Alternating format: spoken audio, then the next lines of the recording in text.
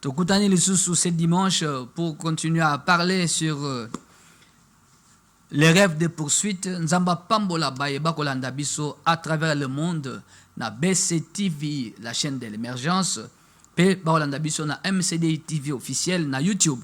Que Dieu vous bénisse beaucoup. Nous sommes là encore ce dimanche, dimanche 6 octobre, le premier sabbat du mois d'octobre. Nous venons des églises pour célébrer le Seigneur, pour honorer les maîtres du sabbat.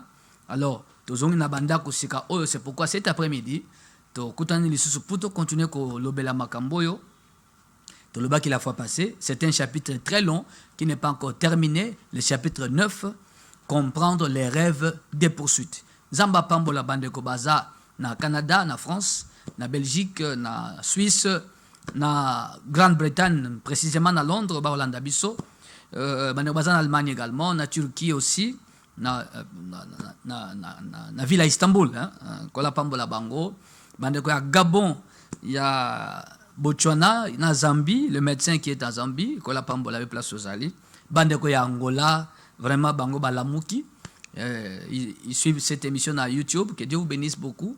Certains bazo partager l'émission, ce qui fait que certains pays tozo comment à partir de Moto Azakuna, Batindela qui est lien, il y a émission à YouTube, c'est comme ça que certains sont en train de nous suivre dans tous ces pays tozo expliquer awa.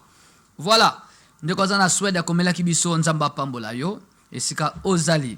Mama Naomi Musali Nzambe na Bruxelles, Naba Nzambe nous sozo kamba kuna na église, que Dieu vous bénisse beaucoup et soutienne l'œuvre que vous faites pour la gloire de notre Dieu. Salutations particulières Mama Hélène Dibofo qui nous suit.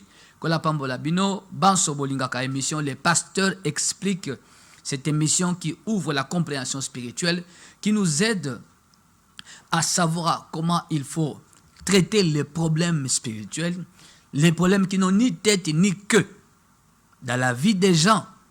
Makambo ezanga mutu na makolo, mais ça makambo. Bien que ça na mutu te za na makolo te, mais ça makambo. Maintenant comment faire? Comment les traiter? Comment les résoudre? Netina émission, les pasteurs expliquent.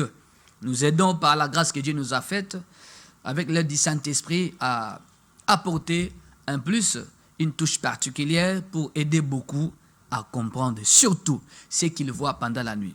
Pourquoi nous insistons beaucoup sur les songes?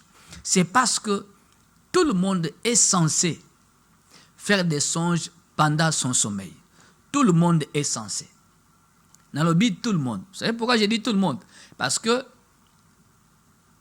dans l'homme, il y a la partie visible et la partie invisible. Maintenant, la partie visible, il y a un total en la partie invisible, c'est la partie qui est à mesure de voir ce qui se passe dans le monde invisible, où opèrent les démons, les occultes, les sorciers et autres mauvais esprits. C'est cette partie-là. Même le diable est esprit. Les démons sont des esprits. Les anges aussi sont des esprits. Dieu est esprit. C'est pourquoi il est important d'avoir la compréhension spirituelle. Actes chapitre 26, versets 17 à 18. J'étais envoyé pour que tu leur ouvres les yeux, afin qu'ils passent des ténèbres à la lumière, de la domination de Satan à la domination de Dieu. Si tu ne reçois pas la compréhension spirituelle capable de t'ouvrir les yeux de l'homme intérieur, tu demeureras dans l'obscurité, dans le ténèbre et sous la domination du diable. Koyeba makambo ya molimo nde funlaka miso ya molimo nde ko rendre capable ya kobima na se ya maboko ya Satana. Muntango oyebi pe ososoli makambo kosala na ninga kosambela oyebi ososoli makambo kosala na ninga kosambela mo biloko misatu na lobi oyebi ososoli makambo kosala na ndenge ya kosambela na bongo nde okolonga. Mais soki biloko epano evandi te ono sambela kaka ozutika la superficielle, c'est-à-dire kosambela eza général, eza spécifique te. Voyez, eza na roquette, eza pe na missile balistique. Roquette eza na distance oyo ekendaka. Missile balistique eza na distance oyo pe ekendaka. Pe ezaka guidé, eza ba missile ba précision, ba missile wana. La prière eza missile, hein? La prière eza ndenga kobetela ngo pour atteindre cible. Bato abutu pe soki bazo beta, ba beta ka bibeta beta te. Et ça pour atteindre cible. C'est comme ça que ça se passe. Alors, ce qu'on semble là, et ba précision te. Et qu'on a la malamu te qu'on semble là wana et qu'on bota ba résultat te, les gens diront mais to semble là qui, mais comment il faut qu'on y ba makambo penza na lolenge et sengeli. Voilà, j'introduis cette émission. Nous continuons avec le chapitre 9, comprendre les rêves des poursuites. Pourquoi certains sont poursuivis dans leurs songes? Pourquoi? Voilà. Pour nous d'autres barolanda yo. Ponanini. Voilà. Cette émission, Ezalaki déjà collé qu'à la fois passée. Toujours qui moi absence moquée parce que nous sommes en pleine prière prophétique pendant un mois. Depuis le 1er octobre, till le 30 octobre, toujours Sambela.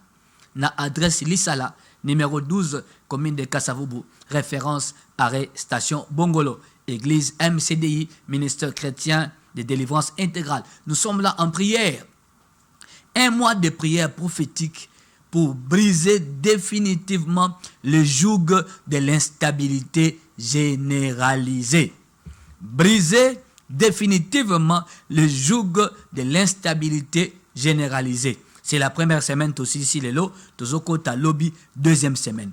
Kozangate, mardi, mercredi, jeudi, vendredi, clôture dimanche, il y a thème, il y a semaine. Tout ça, donc nous reprenons le mardi Oyo, 8 octobre, na 17h, n'avenue Lissala numéro 12, commune de Kasavubu, référence arrestation Bongolo, Mosikate, Nawenzagamela, le prière prophétique pour briser le joug de l'instabilité généralisée.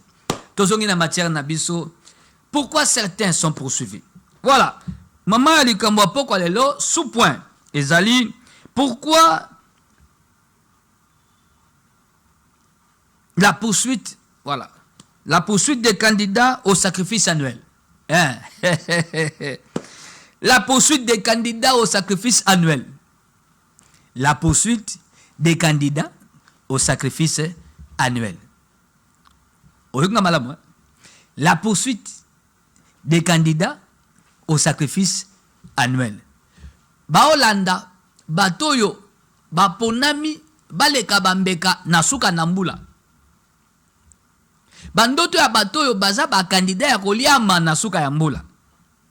Ya yebite, mais aza candidat. Amitié candidate, batie nde ye a candidate, mais batie ye candidat. Donc batie na liste. Moto batie na liste, bali a ye, ba sacrifier ye. Moto na zana bandoto abandolota. Oui, c'est ça. La poursuite des candidats au sacrifice annuel. La poursuite des candidats au sacrifice annuel. Écoutez, au moment où lali na butu, ponge kimio na kacha butu, landanga malamu ndeko nanga. Suivez-moi très bien. Si le sommeil fuit de tes yeux pendant la nuit, c'est un appel à la prière. Priez sérieusement contre tout ce qui se passe en ces moments-là. Contre votre vie, contre votre famille, contre votre foyer, contre votre entreprise, contre votre travail. Priez. Tu n'as pas rêvé. Mais le Seigneur vient te réveiller parce qu'on t'a empêché de voir ce qui se passe à ce moment-là dans le monde des ténèbres. Maintenant, Dieu, dans son amour, t'a retiré le sommeil. Dieu a chassé le sommeil loin de tes yeux afin de te pousser à prier, à faire des prières d'autorité pendant ces moments-là. Comme ceci. Tout ce qui se passe à ces heures de la nuit, contre moi, contre ma famille, soit consumé par le feu au nom de Jésus. Tout ce qui s'assemble à ces heures de la nuit, pour chercher à nuire à ma vie, à ma famille, à nuire à mes activités, que le feu de l'Éternel tombe sur eux. L'assemblée des ténèbres réunie contre moi, afin de statuer, afin de décider, pour que malheur arrive dans ma maison, que le feu de l'Éternel les disperse par cette chemin. Mon équipe a ressemblé à eux. Ezara er olotite, menabutu ponge katani. Basara ba prière d'autorité. Bébisa. Ensuite, fungola, fungola, fungola. Je libère pendant ce moment de la nuit toute bénédiction venant vers ma maison. Je libère la faveur divine de tomber sur nous, de tomber sur moi. Il faut que ça me la bongo. Quiconque se tient devant la porte de ma bénédiction à 16 heures de la nuit, soit renversé, soit frappé par l'épée de l'ange de l'Éternel. Biloko babeta kango na kati ya butu tango pongi kimi na misu. Ou bien lamuki, ok, se soulager, tu veux rentrer, mais le sommeil ne vient pas. Non, c'est Dieu. Prie. Bao kangelo porte. Bao bebi sa passeport no kuna. Au côté il pose un passeport normal. Mais batabutu ba kei kuna ko sala mabe. Ba ebi que passeport ozo sali sa wana peut-être c'est pour aller au Canada. Et ils ne veulent pas que tu sortes du pays, que tu restes ici avec nous. Tu continues à manger le kwanga avec nous. Quand ils appellent Kamboka, ils appellent on habite sur la bande Mboka. Mais bango ba lobi obimate to lia kwanga na yo. Na bisa kon ndoto andego fala kende potot. Bakangele porte na ndoto par une femme. Tala mulai. Okobimate okotika lao. To lia fufuna yo awa jusqu'à la fin de ta vie. Okobimate à la moki. Ya ki pa ndoto te, pa yeba iti na ndoto te.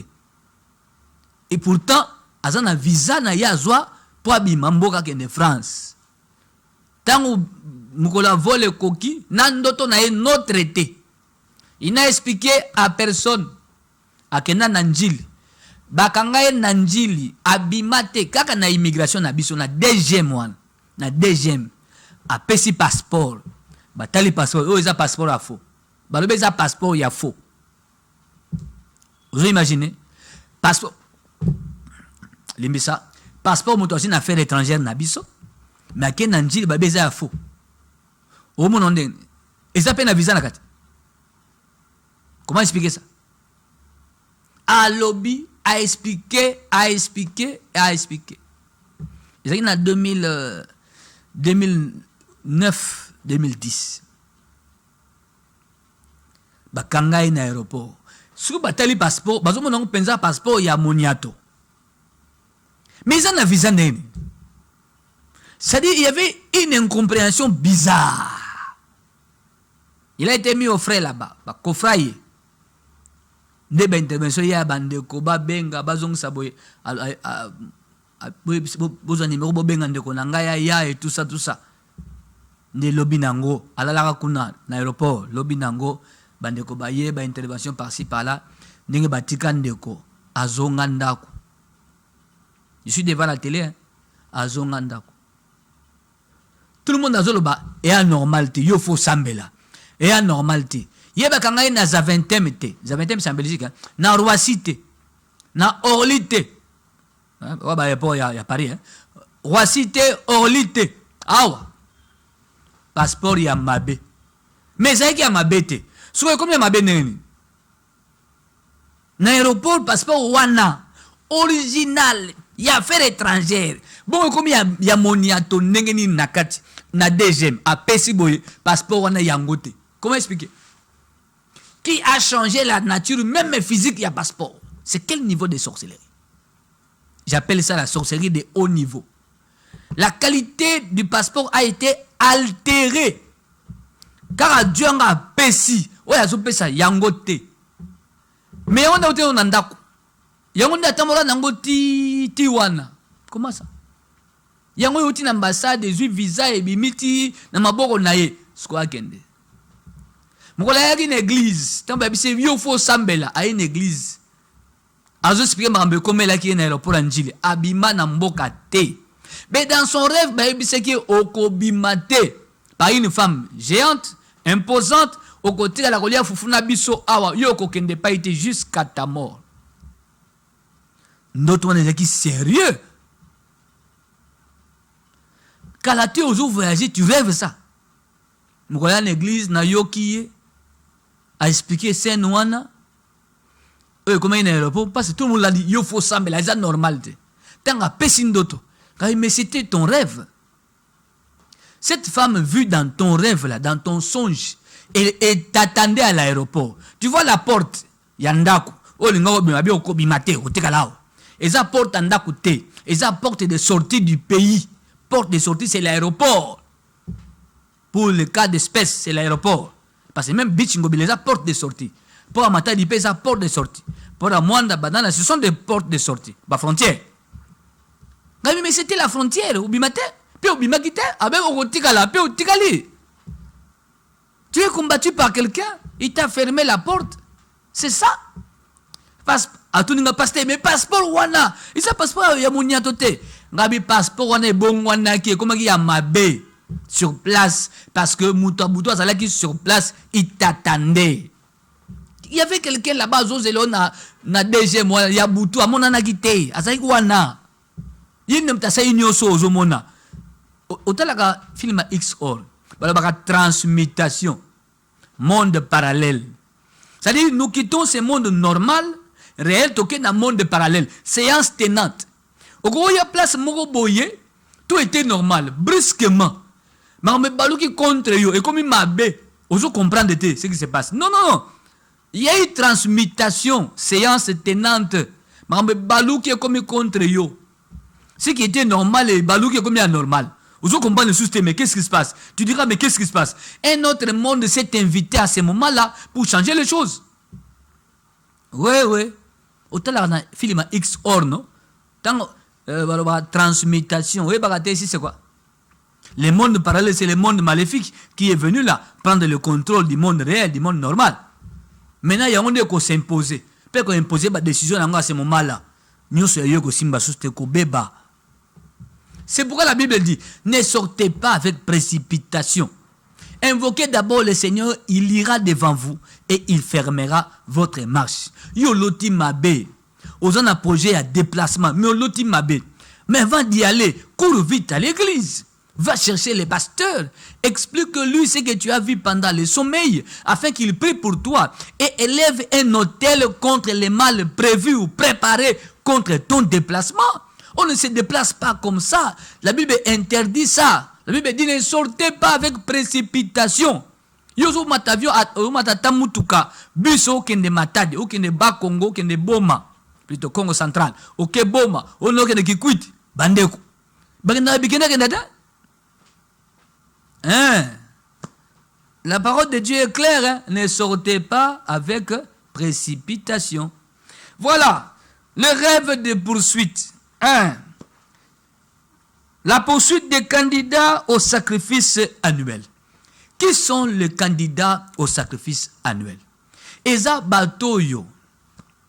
Comme j'avais dit les bandeli, bache bango na liste. Yali kelemba ya batamisala mabe. Mboule kosi la te, il faut bango base à la sacrifier. Et ça peut montoyo, quelqu'un lingi amata. Élévation. Azwa pouvoir. Va nommer quelque part à des postes importants, à des postes juteux. Et c'est comme bongo ezalaka. Alingi batia wana DAF. Directeur financier par exemple. Alinga va na kiti wana. So mondo ya kendek ba il faut payer sambeka. Sacrifice.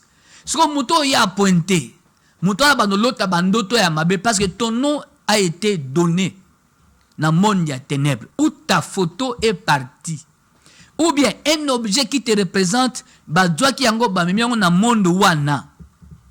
Ou alors quelqu'un t'a donné l'argent pour acheter ton âme. L'argent vient du monde des ténèbres. Ba pesiye mbongo yo kino pesango Mouto olingi o sacrifier. Pour tombouama, pour avoir succès, pour vendre na kiti wana, pour comme mukonzi par-ci ou par-là. Mbongo yo memango pesa mutuana. Tant ko pesa mutuana zionka ba a consommer ango o sombi molimo na ye. Yo linga ba peso mingi yo ka ba pesa kayo. To liate preso, to liate bako somba yo. Bako somba molimo na yo ye bakango. Tant ba o pesa yo, ba o somba yo. Oyebite 3 mois après, on sent la crise. 3 mois après, on sent la malaise. Au kwei, au kiei. Au yebisu steke non, moto a pesa kyo, a sombagi moli monayo. Au yebate poko ta na concert. Il y a ce qu'on appelle PAF. Bacha on entre PAF. Prix d'accès. Le prix d'accès est fixé à $20, $50. Tout le monde a un grand hôtel, hôtel du fleuve aussi. Tout le monde a non? Paf, l'entrée à concert. Le prix d'accès est fixé à autant. Prix poko ta nakati. O se le jour na fête, ton na concert wan. Prix d'accès. Mouto yazo pesa yo. La main qui donne est au-dessus de la main qui reçoit. Oyo pesa et alikolo. Oyo zo eza na se. Donc oyo pesa zo dominer. Eko somba, eko s'emparer na oyo eza na se. Yo linga ko senga mingi, ba pesa yo. Ba pesa yo, ba ko somba yo. Oko leka mbeka. Mouto akoti na magie. Mouto alingi succès l'année prochaine. Alingi ba faire neza alikolo. Il est à la recherche des sacrifices. Eza batu, milimo ya batu. Yebango, il n'y a pas de succès sans le sang. Le pouvoir, c'est le sang. Oui, baradé. L'agneau sacrifié, l'agneau immolé, le nom de Jésus-Christ. C'est soubassement dans les années. Golgotha. Il a reçu un nom qui est au-dessus de tous les noms. À la croix, Jésus a battu. En fait, on dit à la croix, Jésus a battu. On dit, il a effacé l'acte dont les ordonnances nous condamnaient et qui subsistait contre nous. Il l'a séqué. Jésus montait à la croix. Mais que dit la Bible? Dieu a tant aimé, il a donné. Donné qui? Son fils. Sous quelle forme? D'un agneau. Le Jésus vu, c'est l'agneau non vu à la croix. Le Jésus vu à la croix, c'était l'agneau non vu à la croix. En fait, dans les visibles, on voyait Jésus. Mais dans les visibles, c'était un agneau sacrifié. Le Jésus crucifié, c'est l'agneau immolé. Mbeka. Le pouvoir du nom de Jésus, c'est Golgotha. Le sang de l'agneau. Nous avons vaincu le malin à cause du sang. Hein? Du sang. D'un grand prix. Nous avons été rachetés par un sang, par le sang d'un grand prix. Oui, bah principe ote. Bah tout muso moni makamezo vanda na se makila ezali. Makila. Jésus est le centre de la Bible. Jésus c'est l'agneau. Jésus, l'agneau c'est le sacrifice. Donc la Bible est assise sur le sacrifice, assise sur le sacrifice. Aïe aïe aïe aïe aïe. Batoyo baza bambeka ya suka na mbula. To azambeka pona ngenge ya mutu songolo pakala. Ogolota mabe. Parce que ton nom est déjà donné. Ou ton nom a déjà été donné. Depuis 6 mois. Depuis 4 mois. Que na fin de l'année 2024, toi, ne ogolekana. Ou alors, bakotiko fêté na janvier, février 2025, bakuyo, bakamatiyo. La poursuite des candidats au sacrifice annuel.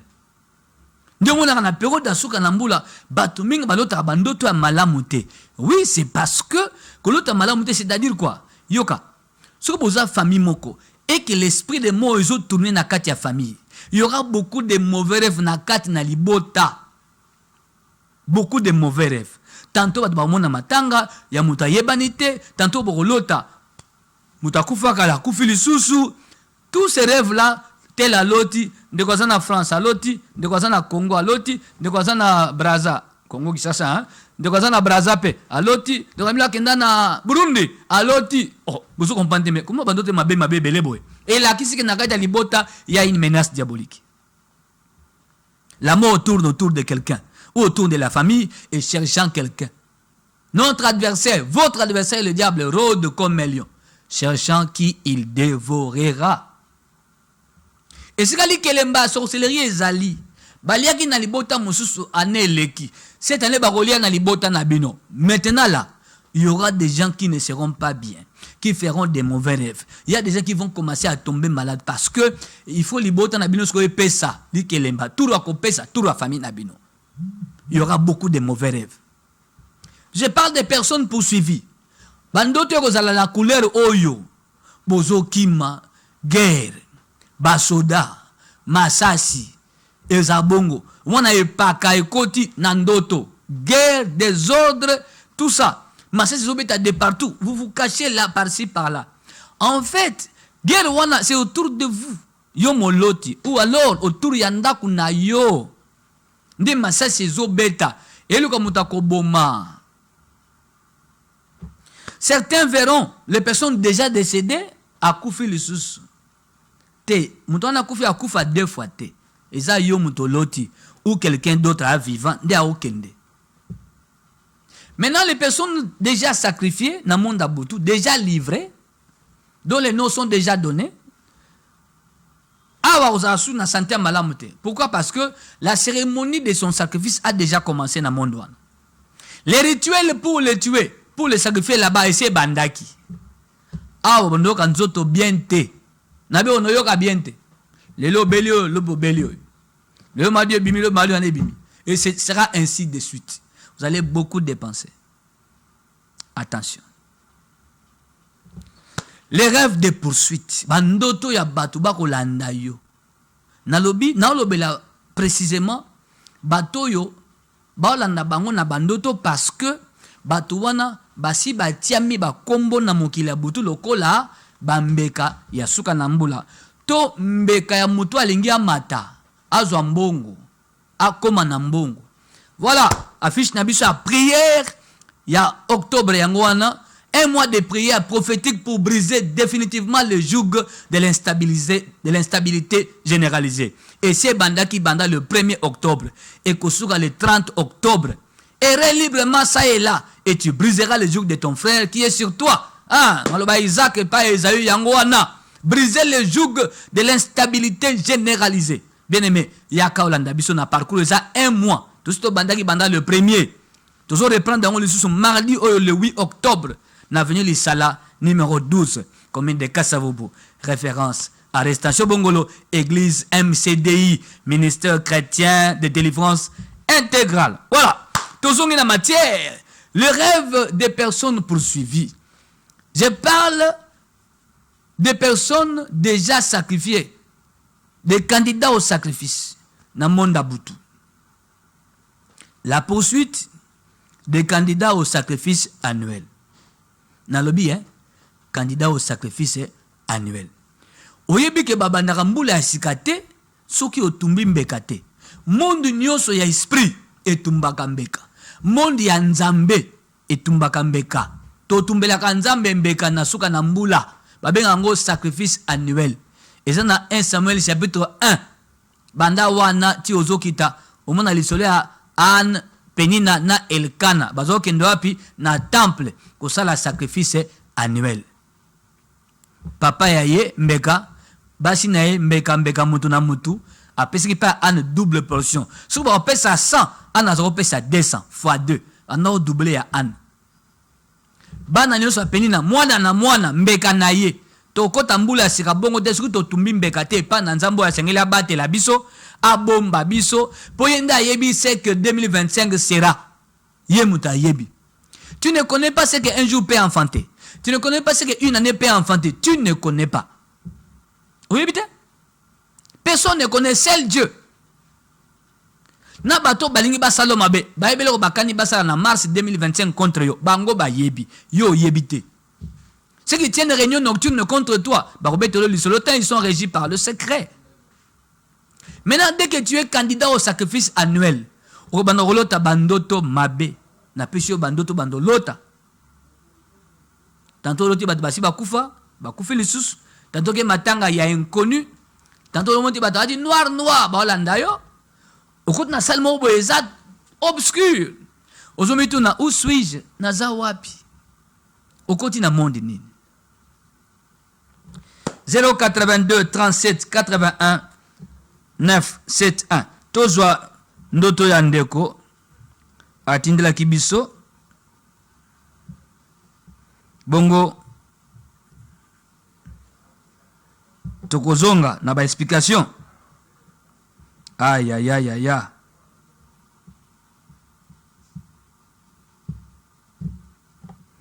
Voilà. Toka ndoto ndeko na biso.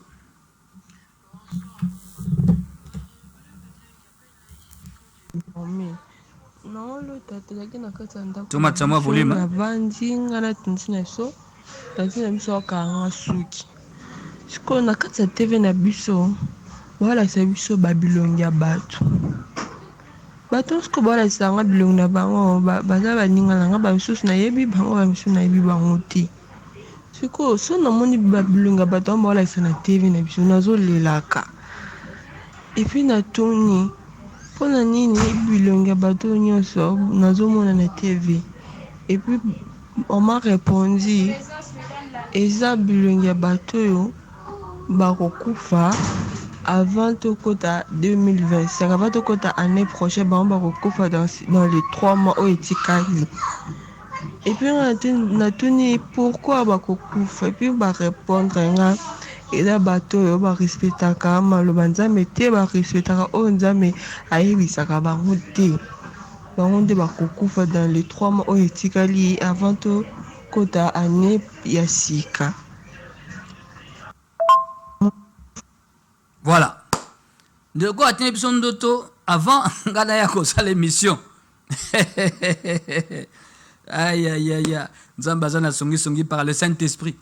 Bayi bato yo zomona na TV ozo lela bango wana bakoliama. Bakoleka leka mbeka bayoka kate. Bate ya kabango bayoka kate. Bayo sa bango mam l'église basambela yo sambela boy zongi sa boy sala boy.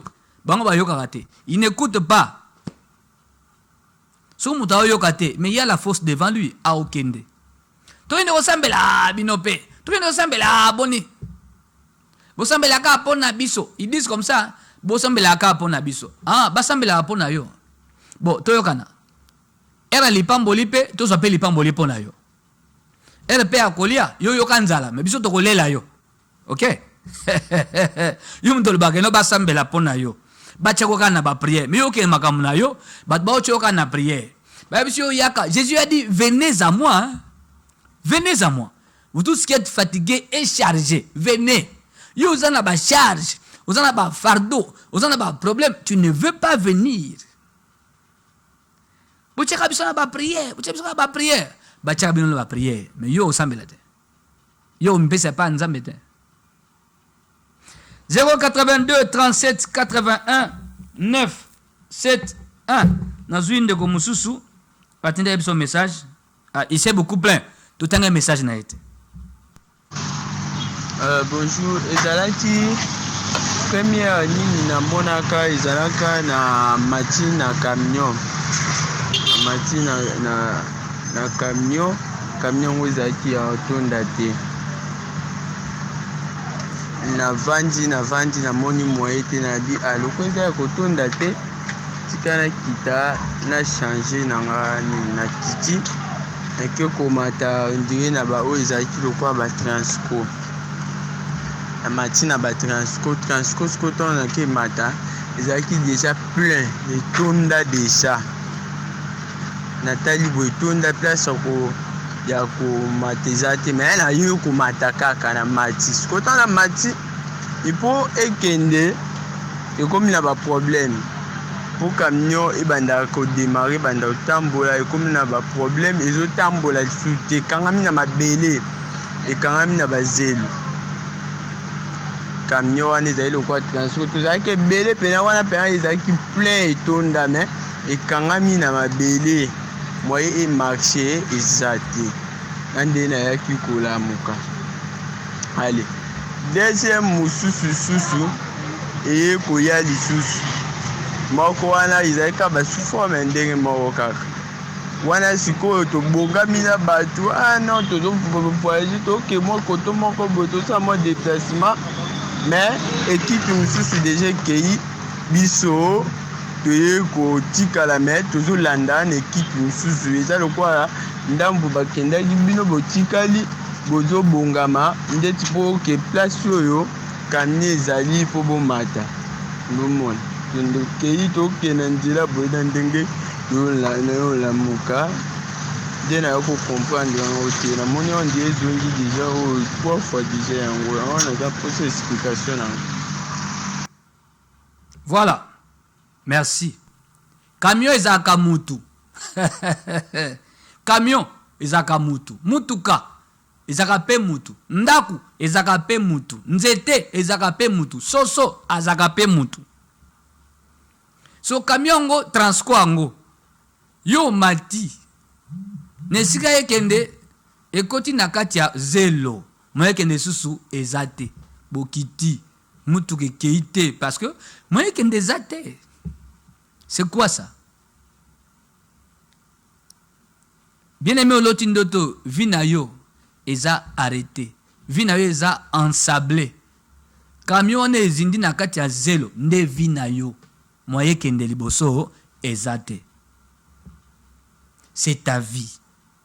Nabutu tango ba bloqué yo okosala du surplace, du statu quo, oko dzunguluke obe esika moko okende pa ite. C'est-à-dire quoi? C'est comme un avion cloué au sol. Nde omoni bis wana ensablé ekoti na zelo moye kende ezate. Eza yo. Yo koti na katit okititi. Parce que mutu moye kende ate. En réalité c'est toi. C'est le corps qui porte l'âme. C'est le corps qui porte l'âme. Quand l'âme ne bouge pas, le corps ne va pas bouger. Quand l'âme quitte le corps ne va plus fonctionner. Quand l'âme est emprisonnée, la vie physique n'ira nulle part.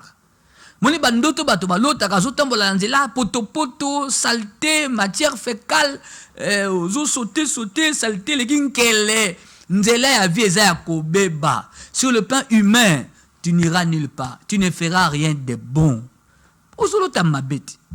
Tu feras ceci ou cela et banda kobeba parce que olota nzela ozotambola tondi saleté. Titi na nganga wale yosko mutu ke kangami na zélo, mais la vie n'a rien de télémi. La vie ne va aller nulle part. Voilà. Ndoto Andeko, il s'est beaucoup plaint que je n'ai pas répondu. Voilà. Tozi ndoto na yangwana, to futi nyongo, ya compréhension. Tozo Andeko mususu. Ah là là. Bandeko pe bazo koma déjà bazali. Bon, qu'est-ce qu'on va faire? Nous avons un message bandeko batindi. Totanga ba 082 37 81 971. Bandoto ya batu oyo basi batiami baponami bambeka ya koliama na suka na mbula. Bazana bandoto bandolota mingi ozokima bakolanda yo na bambua na basoda na batama boma okima epaka kulune bimi ozokima te baoluka yo. Bazolo Kayo 082 37 81 9 71 82 37 81 9 71. Voilà. Tozo bandoto bandeko ba komela kibiso musu basaki ba voice batindeli biso yango nde tozo tala poto to sauter angote sokite toko memangambu na ba téléspectateurs Nabiso, balandaka émission yo mingi. Voilà. Les rêves des personnes candidats au sacrifice annuel. Les rêves, le songe des personnes candidats au sacrifice annuel. Okomimo na zamba oza yomoko. Ozo lukanzela nzele zate. Basi batiki yokuna. Obungi. Ndeka zo benga toyambaye. Allô? Oui, allô, pasteur. Merci beaucoup. Merci, Yandalo. J'avais un songe, mon Salaki, pour nous expliquer. Longo, s'il vous plaît, Sika Makelele, hein, pardon, pour te dire malam. Ok, c'est Sika Makelele. Mon songe, mon Salaki, et Zalaki. Na mimonaki na kati ya mboka mobo tutosala mission na mituka ezalaki mibale mituka liboso ekei ezalaki na babiloko na bato na kati na peso natikalaki na mutuka mosusu mutuka na oyo ebandaki kokenda na ere ekomi na mboka mobo etemi pembeni ya mabele mobo bikota mabele oyo etendaki wana moni mabele wana directement emeli mutuka wana mabele emeli mutuka epandi kokota na kati ya mabele ekoti na kati ya mabele ekoti mobimba songa so ena pusa na tuni bato mboka mutuka oyo eyaki eke wapi basi mutuka wana ekoti na kati ya mabele na bi Bino bodi presse mutuka ce qui était mis et que quand on a 4 mabine pourquoi vous signalez qui bateau directement dans celui qui a habité mutuka au feu et de parce que bateau bateau si qu'on a aidé bango na ba moment qu'on fait la prière na ba nous parler là on fait prière directement na luki ba tu pour la baya tout ça mutuka wana ba anje payé et ça c'est qui va placer place mutuka eza il faut ce qui anje côté pour bien dans mutuka et pour ça les ressources c'est-à-dire les aller conscientiser ba place na kata mabele juste à ce qui n'a joué na la mukia na bando sa prière autorité pour na récupérer nyonso o yana na seul ba prière autorité et on a qui sont sur la route na qui na partageons na yo na eba ceux qui zanini. Merci beaucoup, merci. Ah, Nzaba Pambola Ondeko, vraiment c'est très clair. Mutuka ezo kende. Babe yango sable mouvant. Omoni sable mouvant. Soko koti na kati, okozinda. Sable mouvant. Mabele we ninganaka. So, eza mabele. Ochaka lokolo ziup, okay. Et ben okitsu pende okiti wa tinase okozinda vivant, okay. Ndoto loti, eza ndoto ya mabe. Eza ndoto ya esprit de mort. Wana eza liwa. Mais liwa ya nani to ya banani. Olobi mutuka wana batu bana kati oyebi bango. Yondo bandiko luka o sauver bango. Mais c'est quoi yo di wana? Soki ezo luka mutuka ngona seko nezo déplacer. Liko banini. Mondo e kamati mutuka eboyi secours na bino e ya. Ça dit ezo kima secours na bino voilà. Yango peling ezo défendre loko se kamati e kotika te. C'est comme ça que cet homme a béli makasi traitement obikate. C'est dans le monde abutu ba boy abika po ba bezo ba sacrifier. J'ai dit mutu keza mutu. Ndako eza mutu, nzete eza mutu, soso aza mutu. Être vivant. Mutuka. Loko yo loti. Ko la pambolo parce que bandi ko sambela tango la muki hein. Même na ndoto po sambela ke. C'est-à-dire quoi? Prier contre l'esprit des morts. Prier contre. Bon, ma belle chose comme la yo d'abord. Paye les botas na yo. Mais prie d'abord pour na yo. Si ma pona les botas. Kokenda yorte. Et un d'autres ma belle. Ya mutuko kota na ma belle. C'est que ça signifie. Félicitations parce qu'on s'en déjà avec autorité. Bon, toi mandé comme sous. Et zan d'autres ma belle.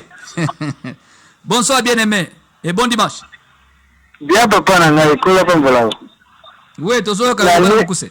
Na ngina lo ba mwando tomo na zana yango papa. Et le kimwa mikolo na kati. Donc le problème on a zana yango en est passé à 2023. Na lota kindo tomoko nazali na kosala musala donc mutu moko bande kosala musala. Leka lo sala musala et ko tombe ke mutu wana akoki musala te musala yaki bon fallait le président sortant a voyager. Bon a voyager et ko kutangai na ye wana na otala ako donc na voyager na camion rapide yo kutangai wana na yeko sana yo na sa siko musala ngo le na osa musala e ko sala na sisi musala ye président aye siko pa pesa ngambongo ola pesa ngambongo ayeko pesa noko na ngai o bota mama na ngara na papa na ye mama moko papa moko apesi mbongo na so na pourquoi pas pesa ngai akepesa ka noko na ngai donc loko wana ndoto wana etusa ngati le siko batuni nani asali musala lobi mutasai musala ye wana donc yango na nyana lo baba papa ndoto wana e dérange ngati le na ebagate président na kutana kinaye na yebi te phénomène ngo ekomaki mbongo nanga olwa pesa nga pesi na noko na zo ba phénomène ati amuni na linga kinaye biso ndoto wana. Merci papa. Merci. Papa Nzaba Pambola yo.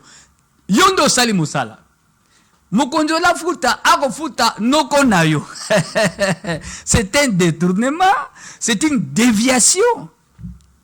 Et lui kolobanim. Ce qui est à vous, est à détourner dans le monde abutu.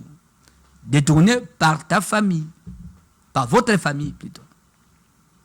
C'est que ça signifie. Nabi forcément nos côtés, pour ibimi image à noko. Noko représente la famille.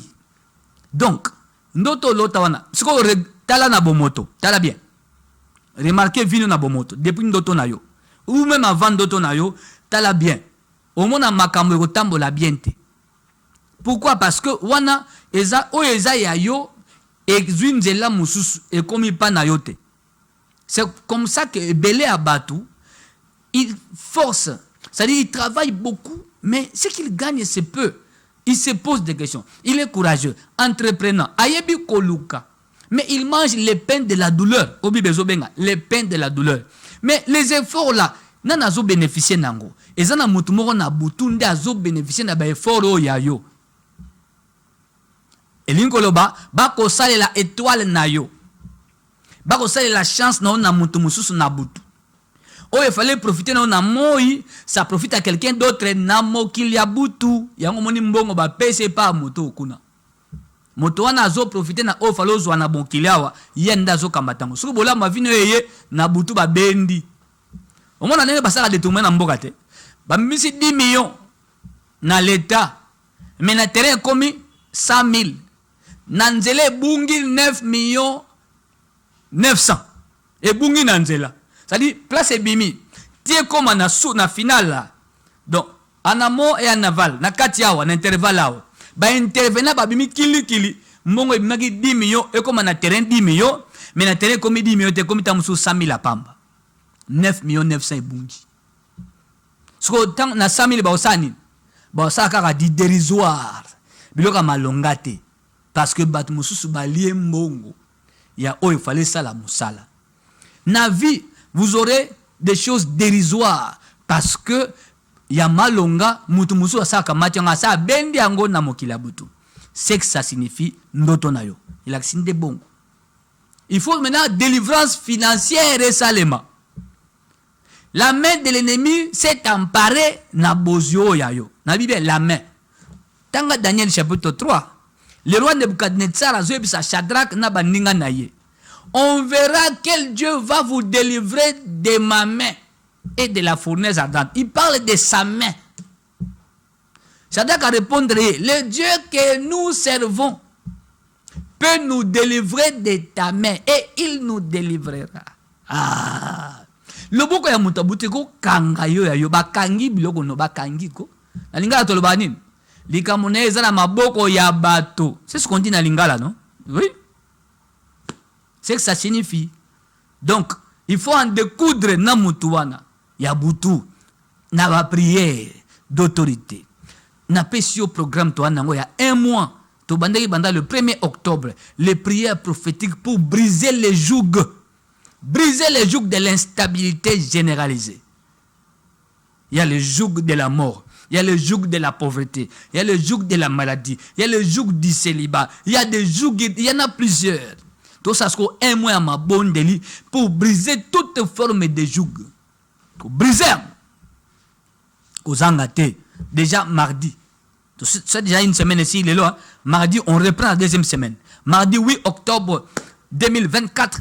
Na 17h, na avenue Lissala, numéro 12. Nous continuons avec ces parcours pour ces prières prophétiques. Kozanga tendeko na bondelio. Voilà. Nazui ndoto ya ndeko mususa komaki totanga yango. Voilà là. Bonsoir papa. Ngai banda na botama balobela ngai nanu vina ngai te. Alobi balobela nanu vina yete. Olingi balobela o vina yo. Oyamba Yesu. Na tuni mutuna soko yamba Yesu comme Seigneur et Sauveur. Osambela quelque part. Pour na monya olobi banda obota nanu balobela o vina te. Sanya basakolela yo te. Ozana posa basakolela yo. Mutuna liboso. Oyamba Yesu comme Seigneur et Sauveur. Ce qui est important c'est ça d'abord. Le royaume d'abord. Devenir enfant de Dieu. Au fréquentar l'église, toté. Pour nous, nous avons besoin de ça. Au fréquentar l'église. Il est important au Yebaïs. Nous avons besoin de doter. Abambeli opiné, apokenayo. Non, Dieu n'est pas comme ça. Dieu veut rester avec toi jusqu'à la fin, jusqu'à l'éternité. Pour après Mokilo, après cette vie, il y a la vie éternelle. Nous avons besoin de doter. Donc, nous avons besoin de doter. Nzambe lokola kwado bakendage pa ite pe bazwaka lipamboli ya Nzambe te. Bon, toi, Mandeko Moussous, Azobeng. Oui, bonsoir, bien-aimé. Allô? Oui, bonsoir, maman. Bon dimanche. Merci, papa. Oui, maman. Ndoto na lotaki ya liboso na lotaki na ebungi ngani. Voilà. Ya mibale na yo lota, keso za vanda na ngiringiri. Na ntongo elandi biso 2 personnes yana leki bakufi na mungu na siake mais ce forme siake on de la forme ya pyramide. Lelo to na église eza na mutu moko alotelinga ndoto alobi ya liboso na otambola mutuka moko ya rouge naye na nsima keti moko ya rouge me na nsima bakiti eza te apres na ayoyebisanga so eloko na ndoto na okende kofilikela mutu donc na agressivité. Donc, na comprendre peut-être après, en fait, la chaque ndoto na lotara ekimanga. Pe na yo lotara esi mutu aliboma. Alinga kanga ngai. Tala nga kanga ngai la kini, alimoni abaluki nga pe ndoto na surtout ki maman na pongi. Ok. Merci beaucoup. Je crois c'est la minute. Mais nazui ensemble bandoto na yo. Mon mutu kawana ya rouge. Na kiti basimeza teza corbillard. Corbillard na simeza kana place otia cercueil. Ils na kiti na simate. Peut-être oh moderne siko peut-être mais mutu ka soko loti na sima kiti ezate. Izaka na yo mutu za liboso na simate e corbillard. Yo zotam na mutu ka na sima bakiti ate e corbillard. Et un autre esprit de mort. Mutalibo mazonga kanga ozokima amutabutu. Alinga s'emparer na amna yo. Il faut prier contre l'esprit de mort. Il faut prier contre la poursuite. Il faut prier contre la menace diabolique. Donc il y a une période d'asuka na mbula non et ça une période sacrificielle. Donc nazui résumé bandoto nonios na sangisi. Oza poursuivi. Pe oza sous menace. Il y a esprit de mort. Muta Orlando. Mutalibo maza muta misala mabe. Aza mutalibo man naturel te. Pour na butu ba soka ba forme wan akoma kwa kuluna soda mutali boma ezaka bongo so nga kanga yo bangi ba sampare na amna yo lalit mina ndoto ozota mutali boma nga kango akango akeno asa nonin te amemo na mokila butu c'est tout faut qu'on sambe la makasi ou bien sambe la quelque part alors c'est le temps de prier à makasi parce que eza période mabe ya suka na mbula yana zolobela bandoto ya bato ba déjà ba candidat ya koliama ya kozala ba sacrifice basi ba pesi kombo na epo bali aye so batindi mutu memela biso molimo na ye ndemo mutu aliboma walanda ya kanga yo batindi ye va chercher son âme amène-nous son âme ici ndemo na bandoto bato bazokima okima nini ba s'emparer na âme note po yo lali na mbetu c'est le corps qui est là l'âme nde azokima na kati ya ndoto na yo so bakanga amno ba na mutabutu awo sa 4 mois ko sa 6 mois ko bela makaso kebito sali malaise mo boké parce que basi ba s'emparer na amna yo voilà oh là là ndeko muso azobenga oui bonsoir bien-aimé allô oui allô papa bonsoir allô nazoka bien papa bonsoir oui papa nazoka nalingi naloba juste ngai mpe nazala mwa ndoto naloti etungisinga vraimen makasi ndoto oloti ebungi etungisinga makasi ngai mai partage ngo na yo mpo nazokomprendre yango vraimen te loba mwa makasi mpo na yoko bien nalobi boye papa nalobi naloti ndoto moko vraimen edérange ngai yango nabi na partage yango na yo ok loba rapidement naloti tozali na kati ya prison moko boye toza ferme mpo naza mpe malade ya miniti oyo nazobela vraiment mais toyei na kati ya prison mais esika tozalaki na selile na biso tosali programme wana baningaki efo te s'évade tobongisi place na chambre mosusu totima oyo libulu moko epo itina mwa tunnel moko oyo ekopermettre biso mpo tokima sikoyo ntango jour oyo esengi tokima ntango tofongo libulu wana mpo tokota tokoti ta tokomi na kati tunnel yango sikoyo eza oh là là abi azobela mais ndoto abi aza na prison kobela no eza mabe c'est-à-dire na monde butu oza retenu obi prison Mais vous avez pas s'évader. Bon, on a pas dit me rappeler, hein? Allô? Ok, bon, vous s'évader. C'est ça, hein? Ah, oui. Oh là là. Allô? Oh là là. Aïe, aïe, aïe. Qu'est-ce qui se passe? Mais à la prison, ils ont ma belle. Il faut jouer prière. Hein? Donc, on a dit pendant la maladie qu'on a en prison, ils ont ma belle. Il faut prier, s'il vous plaît. Oui, toi, demandez comme sur WhatsApp. Allô, maman? Allô, papa. Bonsoir. Maman, s'il vous plaît, Longwa pena télévision. Longwa pena télévision, s'il vous plaît, maman. Allô? Allô? Oui, maman. Eza nazo la vol pona de Mbujimai. Donc nazo la vol pona ke Mbujimai. Nazo voyager. Olobi, banane bandela ndoto. Na binga ndoto yango ezalaki nazolota nazozela vol mpona kende Mbujimai. Ok. Oui. Est-ce qu'il est à bongo? Ezaka bongo. Oh. Bon. Bien, c'est la vol pas kende Mbujimai.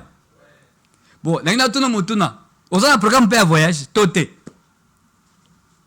Vous avez un programme de voyage, toté. Vous avez combien de WhatsApp? Combien de WhatsApp? Pour bien na WhatsApp. Est-ce que vous avez un programme de voyage? Est-ce que vous avez un passeport? Tu as une question. 1. Vous avez un passeport. 2. Vous avez un projet de voyage, toté. Voilà. Je me rappelle la bengisus. Oui, maman. Maman, n'a pas Oui, allô, papa. Vous avez un passeport? Bon, nous avons un passeport, mais nous avons un programme. Nous avons un mot. Ok. Vous avez un programme de voyage à l'intérieur? Il y a voyage de secours. Bon, nous voyageons à Nazonga. Nous voyageons à Nazonga, mais voyage intérieur, en tout cas, nous avons un programme dans le thé. Vous voyagez à Libanda et Mboka? Nous voyageons à Bénin, Nazonga déjà. Ok. Bon, vous avez un programme à l'intérieur? En tout cas, nous avons un programme à l'intérieur. Ok. Mais est-ce que vous avez un programme de Libanda et Mboka Lissous? Ton projet?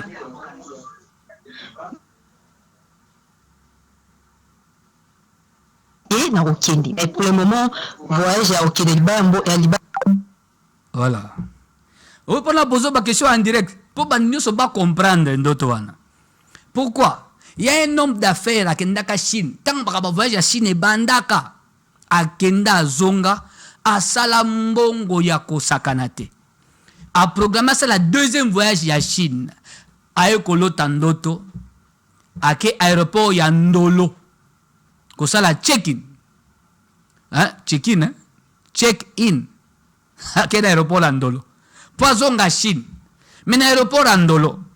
D'autres Sukawana. À la Mouki. Papa na comprenate. Maladi kota na ndako. Des autres de kota na musala. Mbongo akangisa ki poison à Chine. Et panzana, et qui à gauche, et qui à droite. Bana babeli, moi si à beli, ya beli. Musala les problèmes par-ci, par-là. À comprendre mbongo anesila. Azonga Chine te tilelo. Ça fait plus de 20 ans. Taka el isola Chine bandaka ngwanzu. C'est combien d'années? Ne bandeli wana. Papa wana. Parmi les premiers qui étaient partis en voyage wana à Chine. A salambongo. Mbongo wana. Et kenda libosote. Est-ce que bagenda poto, bagenda étranger, na aéroport Andolo, ton aéroport Anjili. Et l'inga lo banin, la sorcellerie était entrée pour les bloquer au Bimasute. Yo loti o kende Mbujimai. Oh. Yo voyage à province exacte. Au kenda nde Benin, au Zonga. Moi on a passeport. Mais avec les passeports, on sort du pays. Voyage, passeport, c'est pour sortir du pays, pas pour aller à l'intérieur. On n'a pas besoin de passeport. Tu es sur place, dans le même territoire. Et les Kolobanin, Batabutu bazo travailler pour être marambo ya yo, c'est sûr que vous avez un projet. Tant que vous avez un projet pour les télévision, vous avez un projet. Ezali. Il y a un projet na bata butu basi ba koti na kati. Pour simbate. Pour simbate. Na pese exemple papa oyo, ndenge misale beba ekufa. Ezo senga mabondeli par rapport nango. C'est papa est venu me voir plus tard. Après des années, il a tout perdu.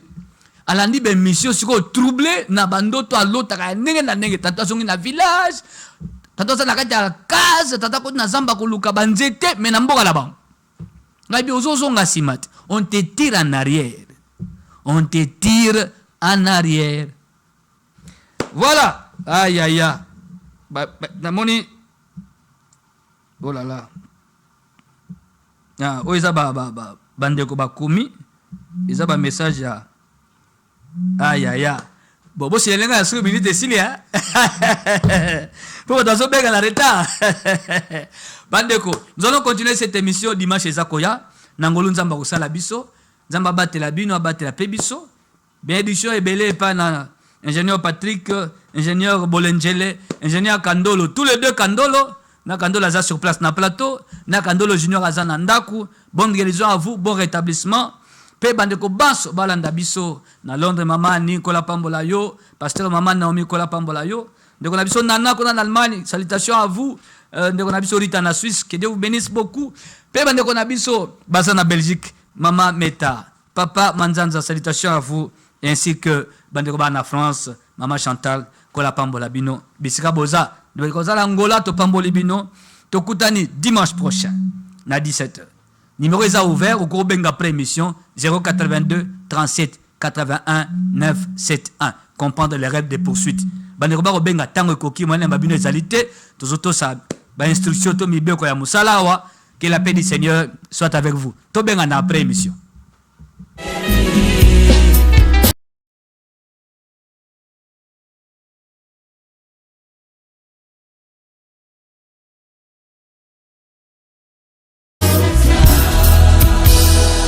Na bangate na yebi za ozali boso sima mopanzi yokotambwisa ngai na yebi yoza